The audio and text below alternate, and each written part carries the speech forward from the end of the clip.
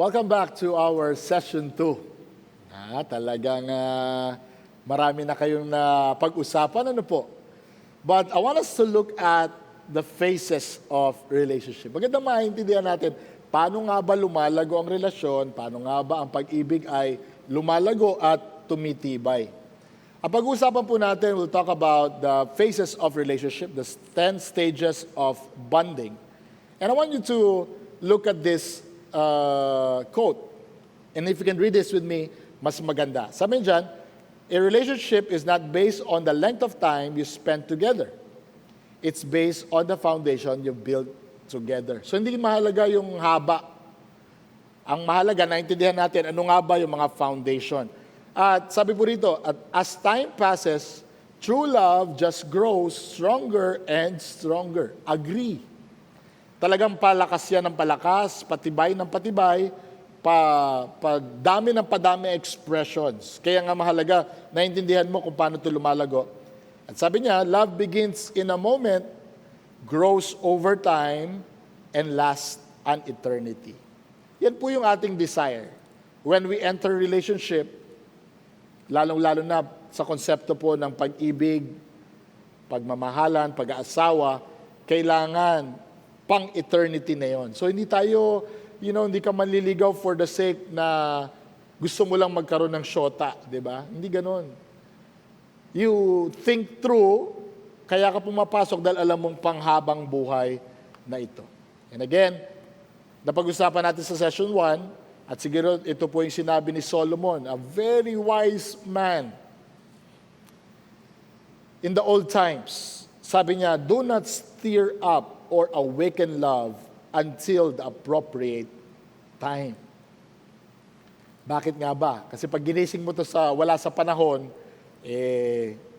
baka magulat ka, hindi ka handa, at imbis na maging blessing sa atin, nagiging curse yung paglago ng relationship. Ang ating po pag-uusapan ay hinango sa mga aral, sa intimate behavior. At kung meron po kayong pagkakataon, you can also look at this book para sa mas comprehensive pang pag-aaral nito. But let me share to you the learnings from this book. Ano nga ba yung mga stages of bonding that will be helpful for us to understand? Paano ba nag-grow yan? Simulan natin. Ang relationship po ay nag-grow mula sa voice to voice. Kaya mapapansin mo, di ba, yung may mga tao na nagde-develop ang relationship mo sa kanila dahil you are able to communicate. Yung para bang everything is done or talk about under the sun. Di ba? Kahit po sa mga friends, ganyan tayo nagde-develop. Kaya tayo napapalapit sa kanila kasi voice to voice. Parang may mga taong kapanatagan mo ng loob na nakikipag-usap ka at lahat yata ng bagay ay pwede mong pag-usapan sa ilalim ng araw, sabi nila, no? Dahil there's that special relationship. Parang maganda siyang kausap. So that's the first thing. Diba? And then after that, you have eye to eye. No? Parang you are able to develop this na, yun nga, nagpapanagpo ang inyong mga mata. No? There's that element of trust. Kaya nagkakaroon kayo ng panatagan ng loob. At maaaring ganyan po ang inyong karanasan, lalo na sa mga married na, di ba? Parang hindi lamang kayo nakakapag-usap, pero nakakapag-usap kayo mata sa mata. And that's important part. In friendship also, that's important. It communicates trust. It communicates depth. So, yun po yun. But, dito na po nagkakaroon yung pangatlong stage. Ano po yun? The eureka. Yan. So sa lahat ng mga kausap mo, sa lahat ng mga trusted mong tao, lalo-lalo na sa opposite sex, meron doon na isa na natatangi. At bumubukas ang iyong mga mata, eureka, di ba? Sa science, parang, wow!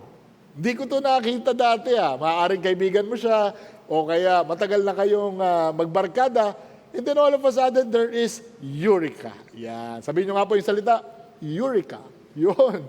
So, yung eureka, parang there's that ting!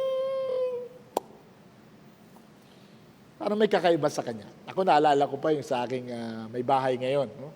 sa room 211, B211. Nakita ko yung paghawi ng aking miss. Nung mga panahon na yon, siya pa ay dalaga pa, di ba? Hawi ng kanyang buhok, parang wow, there's something beautiful in this woman. Merong Eureka. Of course, you continue to develop voice to voice, eyes to eyes. Pero once you have the Eureka, there's that spark. Kaya mahalaga naman yun. Siyempre may spark. Hindi naman pwedeng wala. Diba? There's something that you like about that person. You want about that person. There's that joy that you experience. Now, ito na yung palago. No? Kasi sa mga common friends, pwede kang voice to voice, eyes to eyes, di ba? Pero hanggang dun lang. Walang Eureka. Pero there's that particular person that you move forward in relationship. Kaya kayo pumapasok sa hand-to-hand. Kayo ay now nag-holding hands. At naalala niyo yun, di ba? Yung spark na yun, di ba? Yung pag hinawakan mo yun, yung nakatago lang doon sa ilalim ng mesa. And then, hinawakan mo, ting! Ako talaga may kilig na kagad. Yun po yung hand-to-hand. No? Of course, pag ikaw ay nagsisimula sa courtship, boyfriend, girlfriend, yan yung mga unang hakbang nagpapakita na, di ba, they're special with your relationship. Medyo nagkakaroon ng pagiging exclusive ang inyong relasyon sa isa't isa. Of course, it grows. Ito yung hand to shoulder. Di ba? Ibig sabihin, mas malalim na pagsasabi. Of course, sa mga, di ba, babae, yung hand to hand, ginagawa nila yan eh. Di ba? Pag nag-CR. So, pwede pa rin special depth. Pero yung hand to shoulder, di ba? Sabihin, exclusive yon. Mas malalim. Your life and my life is now, di ba? Moving. Exclusively. Kaya po sa mag-boyfriend, mag-girlfriend, pinapakita yun, di ba? Publicly, sinasabi natin yon, she is mine. Siya ay belong to me. Meron siya exclusive na relationship sa akin at ganoon din ako sa kanya. Of course, dumarating tayo doon sa hand to waist. Ibig sabihin, parallel kayo. You're walking in the same direction. Together. Closely. Kaya maganda tong portion, maganda rin itong paglago dahil sinasabi natin, my life, we walk together now. Pero syempre, meron pa siyang paglago na mangyayari, yung face-to-face. Ideally, the best time, kasi pag face-to-face na, my life, your life, is into each other. At sa ganitong punto, siguro, pwede na natin sabihin, maganda na as you move in a greater bond, maganda na sealed na po ito ng marriage. Dahil po, kaya nga po, di ba, minsan yung sa marriage ang sinasabi, you may now kiss your bride. Di ba? Kasi actually it's very symbolic dahil now you are face-to-face with me, I'm into you and you are into me. Ang ating buhay ay nag-i-intersect na. Dahil po, after nito, again, malalim na yung bond na ito, no? Pag dumarating na kayo sa punto na ito, kaya dapat may seal of marriage. Sabihin nyo nga po yun, seal of marriage. Dahil yung mga susunod pong mga stages na ay malalim na pagpapakita ng pagmamahal. And again, love grows. Kaya po mahalaga na merong responsibility. And marriage is a sign of responsibility. As I grow in my love to you, I'm also sealing it with my responsibility so that you know I'm exclusively for you until the end of my life. Dahil po yung mga susunod is a hand to body. Hindi ito masama, lalong-lalo na kung married na po ang nagmamahalan.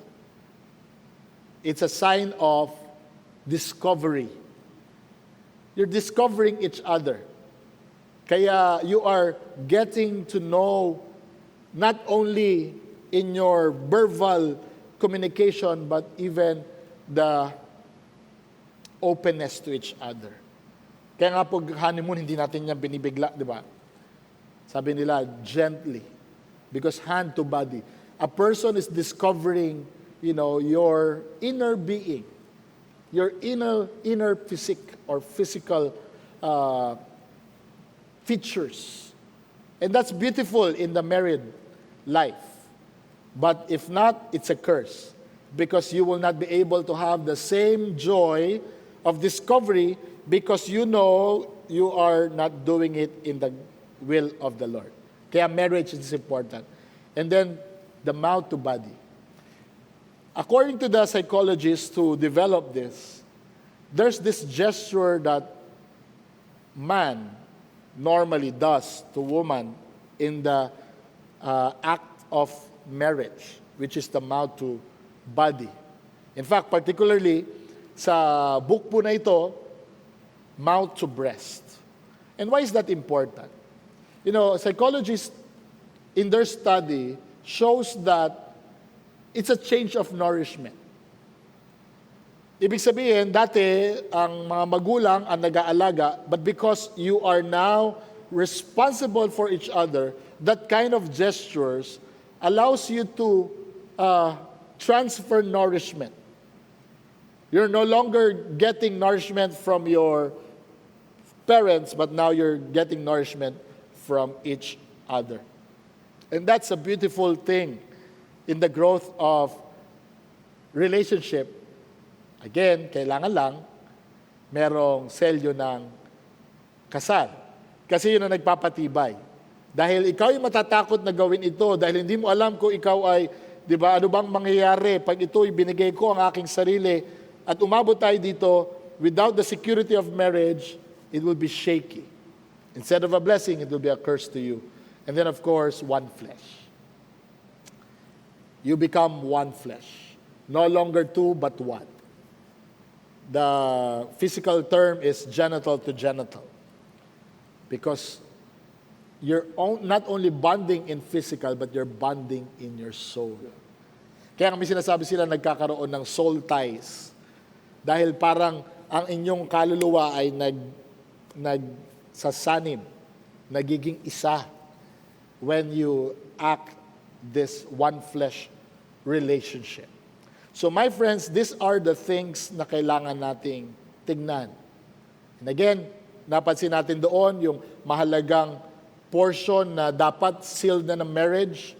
We suggest na when you are in the face-to-face, that is the sign, that the next step, if your relationship will grow, it must be sealed with marriage. Because without that, it will not be enjoyable for you both. And it's important to know na, if you have gone through this process, kaya minsan bakit po nangyayari yon? Bakit nangyayari yung pag ikaw ay pumasok sa isang relasyon, dahil nanggaling ka sa isang relasyon, kung titingnan mo tong 10 phases na to, or 10 stages na ito, di ba bakit kagad tumatalon doon? Yun ang problema eh. Dahil pag ikaw ay dumaan na doon sa ilang stages, ang tendency ng isang tao is that he will start in the last stage na kanyang pinagdaanan.